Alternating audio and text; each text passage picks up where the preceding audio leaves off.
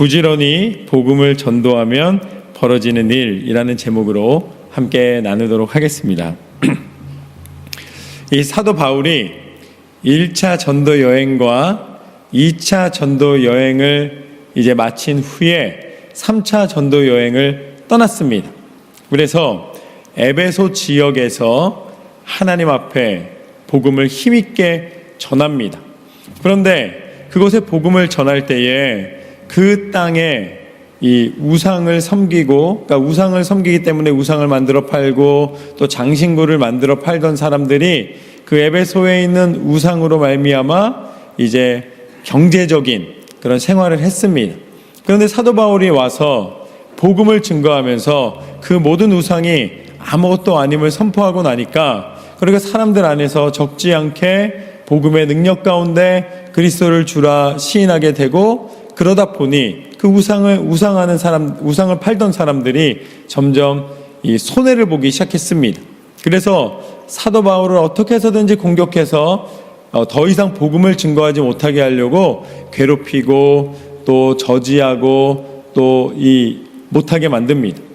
그때 이 막 폭력을 일으키고 사도 바울을 몰아세웠을 때에 오히려 이방의 이 서기장이 그것을 보면서 이 로마에게 속해 있는데 자칫 잘못하다가 이런 소식이 전달되게 되면 더 손해를 보기 때문에 복음을 증거하도록 돕기 위해서가 아니라 정치적 소요를 저지하기 위하여서 결과적으로는 바울을 돕는, 바울이 몰려서 이제 공격을 당하고 이제 위험에 처할 수 있는 상황에서 벗어날 수 있도록 도움을 주게 됩니다. 그러니까 하나님이 복음을 담대하게 전하니까 하나님의 오묘한 방법으로 바울이 변명하거나 바울이 굴복하거나 타협하지 않아도 하나님께서 바울을 보호하여 주십니다. 그렇다면 그 에베소 지역에서 자신이 이 소요를 일으켰다고 사람들에게 공격과 위협을 당하다가 잠시 소요가 그치고 쉼을 얻을 수 있는 그 순간에 바울은 어떻게 행하였는가? 그것이 오늘 말씀의 시작입니다. 1절 말씀을 보면 소요가 그침에 바울은 제자들을 불러 권한 후에 작별하고 떠나 마게도냐로 가니라. 바울은 이제 조금 쉼을 얻을 수 있었습니다. 내가 지금까지 애써고 지금 막 이 나를 반대하던 사람들과 이 갈등을 겪었는데 지금 어찌 보면은 돌에 맞을 수도 있는 상황이었는데 이제 위기에서 벗어났다. 한 일주일 푹 쉬자. 이렇게 할 수도 있는 상황인데 오늘 말씀해 보면 소요가 그치고 그 복음을 증거하여 믿게 된 사람들에게 복음을 믿고 따르는 것이 가능해진 상황이 오니까 바로 바울이 어떻게 합니까? 또 다른 지역으로 복음을 전하기 위하여서 떠나는 모습을 보게 됩니다. 이것이 복음의 열심입니다. 이것이 하나님의 열심입니다. 우리가 생명 있음에 살아가는 날 동안, 호흡하는 날 동안 사도 바울과 같이 하나님 앞에 신실하게 살아간다는 것은 무엇인가? 우리가 부지런히 성실히 신실하게 복음 증거자로서 살아가는 삶인 줄로 믿습니다. 꼭 선교사로 나가지 않더라도 내가 살고 있는, 내가 생활하는, 내가 임해 있는 내 지역과 또 내 일터와 내 사랑하는 가족과 나와 함께하고 있는 동역자와 친구들에게 복음을 증거하는 한마디가 하나님이 기뻐하시는 열심입니다. 바울은 그 시기를 놓지 않고 열심으로 전하고 있는 모습을 보게 됩니다. 그때 2절 말씀부터 보면 이렇습니다. 2절과 3절 말씀을 보면 그랬더니 그 지방으로 다녀가며 여러 말로 제자들에게 권하고 헬라에 이르러 거기 3달 동안 있다가 배 타고 수리아로 가고자 할 그때에 유대인들이 자기를 해하려고 공모함으로 마게도냐를 거쳐 돌아가기로 작정하니. 지도에서 보면은 에베소에서 떠나서 이제 이 헬라 지역까지 해변을 따라서 아주 큰 원을 그리면서 그 지역으로 가게 됩니다. 그 위쪽에 에베소에서 떠나서 저쪽 이 고린도 지역이 있는 데까지 이제 가게 되는 것이죠. 그런 다음에 다시 마게도냐 땅으로 또 돌아서 이 지나갔던 땅을 밟으면서 또 복음을 증거하는 바울의 모습을 보게 됩니다. 그가 쉬지도 않고 복음을 증거하러 다녔는데 어떠한 일이 벌어지는가? 말씀에 나와 있는 것처럼 유대인들이 바울을 해하려고 공모하였다. 함께 모여서 어떻게 하면 바울을 죽일 수 있을까? 어떻게 하면 바울을 저지할 수 있을까? 모의하였다는 것이죠. 이 계략을 세우고 바울을 없애하는 계획을 세웠다는 이야기입니다. 그러니까 바울이 그 선교의 여정을 감당하는 것만 그냥 다녀도 어려운데 그를 반대하고 그를 해하려 하고 그를 미워하고 그를 공격하는 사람이 끊임없이 나타났다는 말씀입니다. 참 희한하게도 이것이 복음의 능력인 줄로 믿습니다. 복음의 특징은 무엇인가? 우리가 하나님의 복음을 증거하는 삶의 특징은 무엇인가? 바울을 통해 보는 것은 바울이 하나님에 대한 열심을 내면 낼수록 더 많이 미움을 받고 더 많이 공격을 받고 이 곤란한 상황 속에 들어갔다는 말씀입니다. 여러분이 복음을 증거할 때에 하나님의 열심으로 나아갈 때에 어떠한 어려움이나 시험이 찾아온다 할지라도 이상히 여기지 않으시기를 주님의 이름으로 축원합니다. 오히려 내가 복음을 증거하는데 아무 일도 없이 너무 순조롭다. 그러면 때로는 그때 분별력이 필요합니다. 성령이 인도해 주셔서 또 형통의 길을 주실 때가 있고 때로는 그것이 내가 잘된 방법으로 가지 않은 것인가 라고 다시 한번 또 하나님 앞에 기도로 점검해야 될 필요가 있습니다. 말씀 그대로라면 하나님 앞에 복음으로 쓰임받을 때에 예수님께서도 마지막 때에 복음을 증거한다면 생명의 복음이 선포된다면 어떠한 일이 벌어지는가? 마가복음 13장 12절과 13절 말씀을 보면 형제가 형제를 아버지가 자식을 죽는 데에 내주며 자식들이 부모를 대적하여 죽게 하니라. 또 너희가 내 이름으로 말미암아 모든 사람에게 미움을 받을 것이나 끝까지 견디는 자는 구원을 받으리라. 아멘. 주의 복음을 증거하며 나아갈 때에 우리가 마지막 때에 일어나는 현상들이 있습니다. 그것은 무엇이냐면 하나님의 진리와 예수 그리스도의 사랑과 구원의 생명의 능력보다 앞서는 것이 우리 인생 가운데 계속 개입된다는 말씀입니다. 돈을 많이 벌면 축복을 받는 것이라고 생각을 하지만 그런데 어떤 분이 한번 교회에 참석하셔서 이렇게 예배를 드리신 다음에 이제 같이 친교 시간에 밥을 먹으면서 이렇게 얘기를 나누는데 그래도 굉장히 열심히 살고 계시고 또 부유하게 살고 계시는 분이라고 이제 소개를 해 주셔서 그래도 하나님 앞에 이렇게 나오셔서 예배 드리시고 참 좋습니다 그랬더니 저한테 뭐라 그러시냐면 목사님 부끄럽습니다 그러시는 거예요. 제가 그날 처음 보는 분인데 그런데 이제 여행 중에 들리셨기 때문에 계속 교회를 나오시는 분은 아니시지만 그렇지만 저한테 첫 이제 인사가 저는 이제 은혜롭게 함께 또 복음 안에서 이 서로 삶에 대한 부분을 잠깐이라도 좀 이렇게 함께 나누는 시간으로 생각을 하고 이야기를 했는데 갑자기 첫 마디가 목사님 부끄럽습니다 였습니다. 그래서 그러시냐고 우리 교회 안에 친척이 같이 살고 있는데 제가 참 부끄러운 삶을 살고 있습니다. 그래서 제가 이게 여쭈는 것이 혹시 신뢰가 되지 않을까 이렇게 싶은데 당신이 먼저 말씀을 하시더라고요. 저희가 이제 굉장히 부유하게 살지만 지금 형제들끼리 재산권을 놓고 서로 등을 돌리고 얼굴도 보지 않고 서로 싸우고 있다는 거예요. 그러면서 목사님 기도 좀 부탁드립니다 라고 이야기를 하시더라고요. 그러니까 자신도 알고 계시는 거예요. 그것을 포기하기는 아깝고 또 포기하지 않으려고 하니까 형제들끼리 서로 원수가 돼서 당장 서로 잡아먹을 것처럼 서로가 서로를 미워하고 이 연락도 안 할 뿐만 아니라 법정에서 만나야 되는 상황이라는 것입니다. 자기가 너무 슬프다는 거예요. 어린 시절부터 그렇게 친하게 지내고 그렇게 함께 자라왔는데 지금 결국은 재산 때문에 이런 모양이 됐습니다. 목사님 기도 좀 부탁드립니다 라고 말씀을 하셨습니다. 우리가 시대가 흐르면서 결국은 하나님께서 마지막 때를 향해 가며 우리에게 말씀해 주시는 것이 있습니다. 그것은 무엇인가?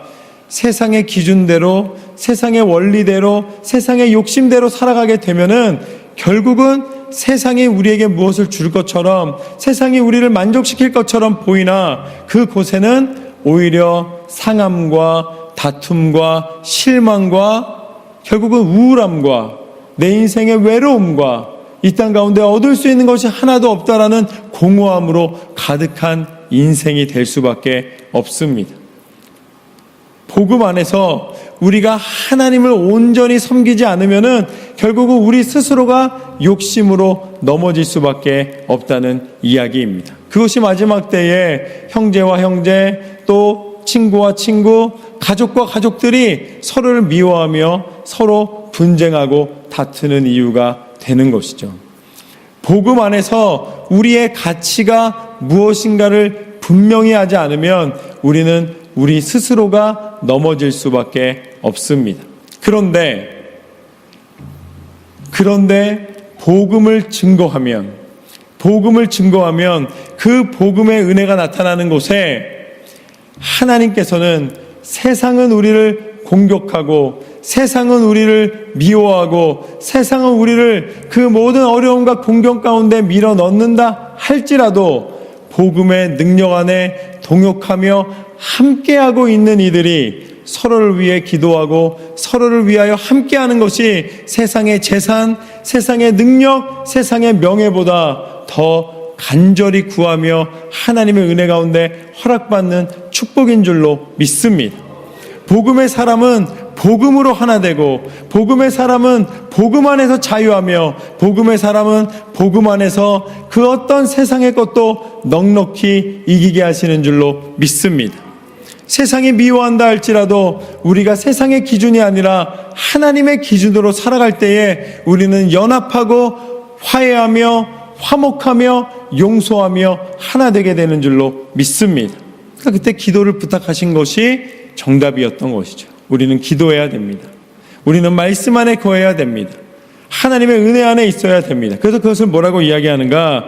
마가복음 13장 11절 말씀에 보면은 우리가 그 모든 미움과 다툼과 세상의 미워함 속에서 살아남을 수 있는 진정한 영적인 생명을 유지할 수 있는 길은 11절 말씀에 보면 사람들이 너희를 끌어다가 넘겨줄 때에 무슨 말을 할까? 미리 염려하지 말고 무엇이든지 그때에 너희에게 주시는 그 말을 하라. 말하는 이는 너희가 아니요 성령이시니라. 할렐루야. 우리가 세상의 욕심을 쫓아 살아가면 내 욕심의 마음이 내 입을 통해서 욕심의 말, 다툼의 말을 하게 되어 있습니다. 그래서 포기를 못하는 거예요. 쥐어야지만 행복하다라고 생각을 합니다. 그러나 우리가 그 마지막 때에 복음 안에 있게 되면은 세상은 나를 미워한다 할지라도 내 안에 역사하시는 성령이 내 입으로 하나님의 생명의 언어를 나타나게 하시는 줄로 믿습니다. 비록 지금 내가 모든 것을 잃어버린다 할지라도, 내가 손해본다 할지라도, 내가 가지지 않고 더 나누어진다 할지라도 그곳에서 진정한 행복은 복음의 능력을 선포하는 것인 줄로 믿습니다. 만약에 이게 종말이 세상의 종말도 있지만 개인의 종말도 있습니다. 우리가 종말을 무서워할 필요가 없어요. 왜냐하면 그 종말의 때에 죽으나 육체의 생명이 다하여 죽으나 개인적 종말이 오든 세상의 정말 끝날이 오든 결국은 인생의 육신은 마지막을 맞이하게 됩니다. 그런데 그 하나님의 부르심을 받을 때에 우리의 육신의 시간이 마무리가 될 때에 우리에게 남는 것은 무엇인가? 세상의 땅이나 세상의 명예가 아니라 하나님을 향하여 선포하였던 찬양과 하나님을 사랑하는 믿음의 고백과 하나님의 살아계신 말씀의 능력과 예수 그리스도를 주로 시인하는 복음의 능력을 통해서만이 우리의 영혼이 영원한 생명의 가치를 소유하게 되는 줄로 믿습니다. 하나님이 우리에게 기대하시는 것은 바로 그것입니다. 이것이 복음의 능력입니다. 복음의 능력이 나타나는 곳에는 분열이 아니라 화합이 되고, 그 어려움 속에서도 서로를 위하여 기도하고 서로 안에 하나님의 동역의 기쁨을 맛보게 하여 주십니다. 그래서 4절 말씀과 5절 말씀을 보면 이렇게 나와 있습니다. 아시아까지 함께 가는 자는 베레아 사람 브로의 아들 소바도와 데살로니가 사람 아리스다고와 세군도와 더베 사람 가이오와 및 디모데와 아시아 사람 두기고와 드로피모라. 그들은 먼저 가서 드로아에서 우리를 기다리더라. 아멘.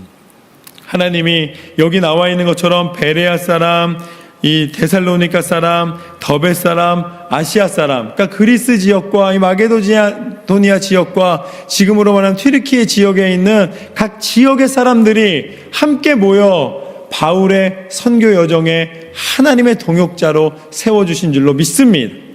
지금 함께하면 위험한 상황이에요. 함께하면은 손해보는 상황입니다. 그럼에도 불구하고 내 재산 때문에 싸우는 사람이 있는가 하면 오히려 손해를 보더라도 복음을 위해서 하나 되어 동역하며 열심으로 하나님 앞에 나아가는 삶, 이것이 믿음의 화합이며 믿음의 능력이며 하나님이 우리 갈보리 교회에게 주신 은혜인 줄로 믿습니다. 하나님의 교회가 하나 되게 하시는 것, 그 동역을 기뻐하며 어떠한 어려움도 넉넉히 이겨나가는 것, 하나님은 그것을 우리의 삶 가운데 기대하시는 줄로 믿습니다. 그렇게 그들은 서로가 서로에게 동역하면서 먼저 드로아에 가 있었습니다. 그리고 바울이 나중에 그 드로아에서 합류하게 되었다라는 것이죠. 바울이 보면은 계속 시간차를 두고서는 이 동역자들과 함께 길을 갑니다. 조금씩 늦게 도착합니다. 그러니까 바울이 끊임없이 복음을 증거하는 일에 열심을 내고 있는 모습을 보게 되는 것이죠. 그런데 드로아에서 다 같이 만났을 때 한 사건이 벌어집니다. 그건 무엇이었냐면 7절과 8절 말씀을 보면 이렇습니다.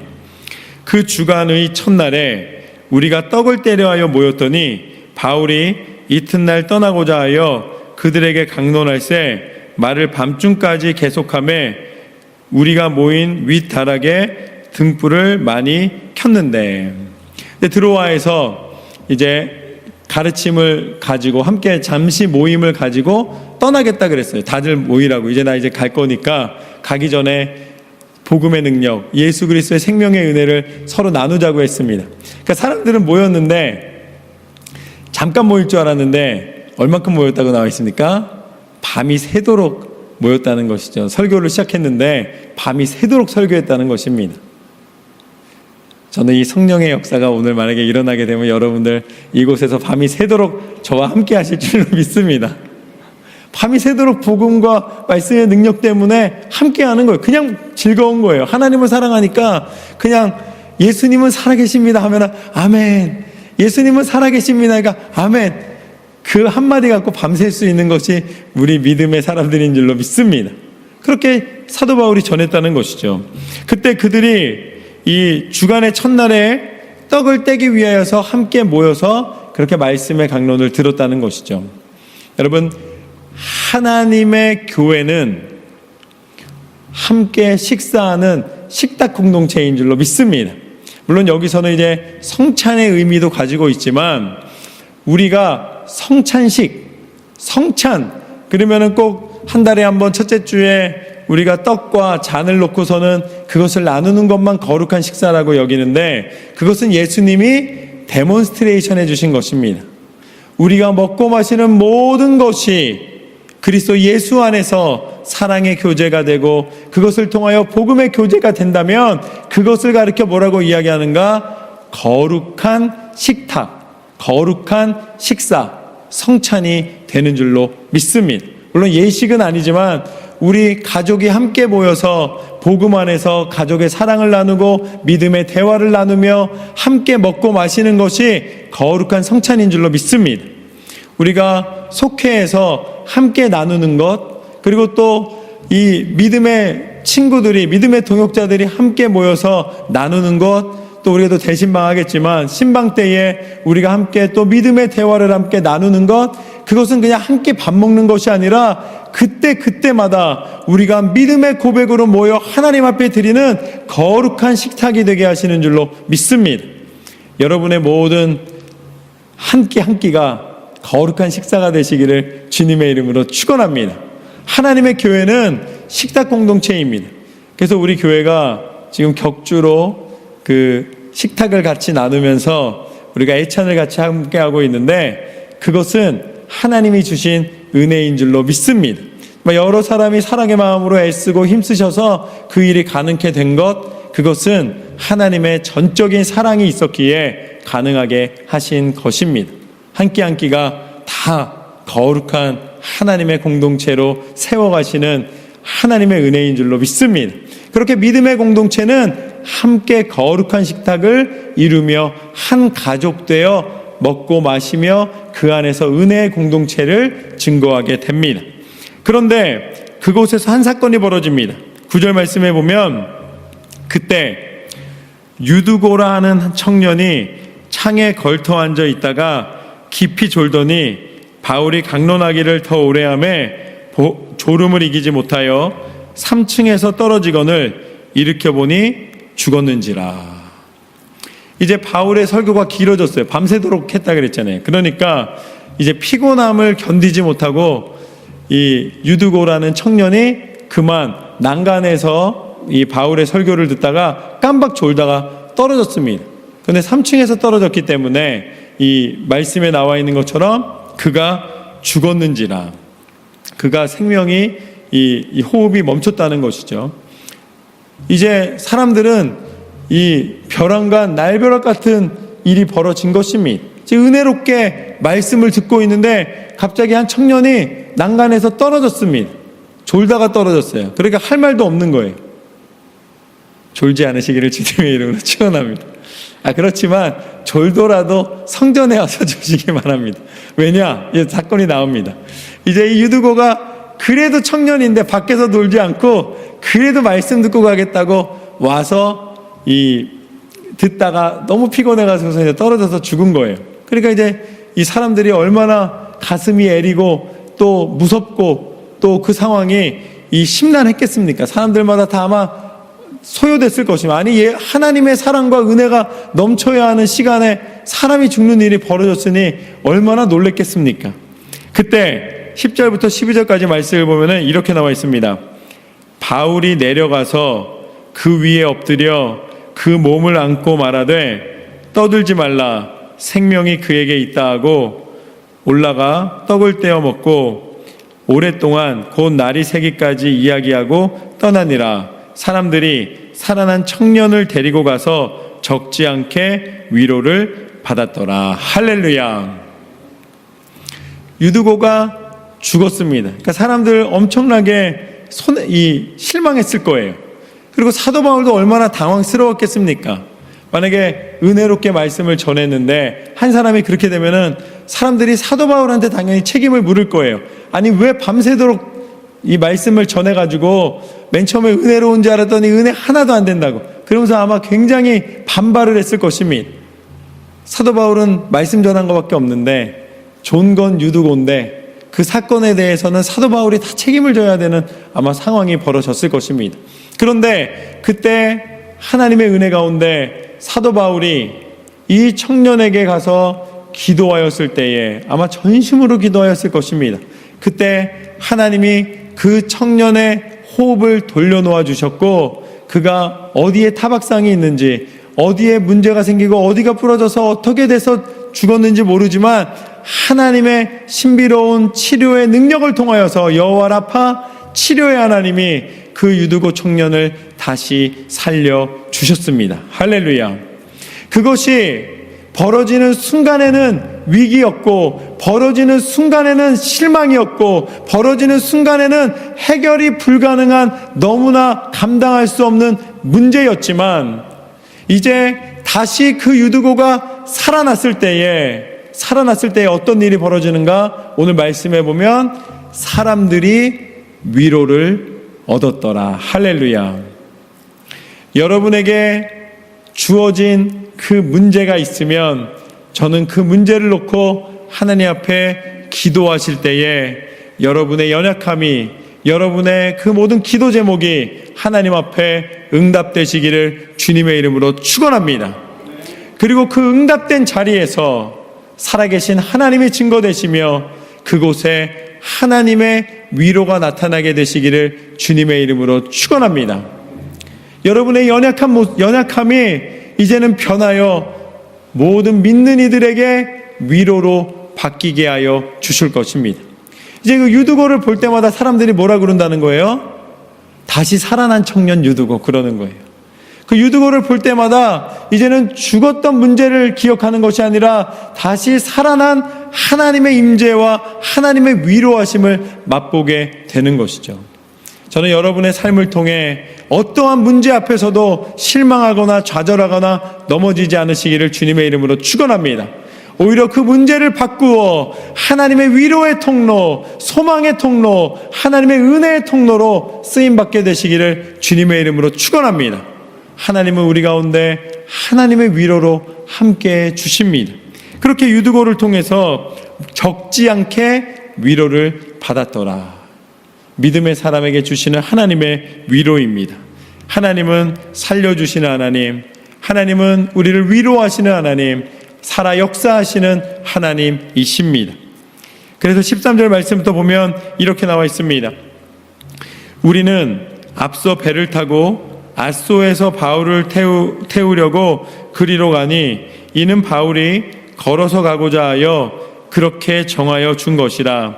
바울이 앗소에서 우리를 만나니 우리가 배에 태우고 미둘레네로 가서 거기서 떠나 이튿날 기호 앞에 오고 그 이튿날 사모에 들르고 또 그 다음날 밀레도에 이르니라. 아멘.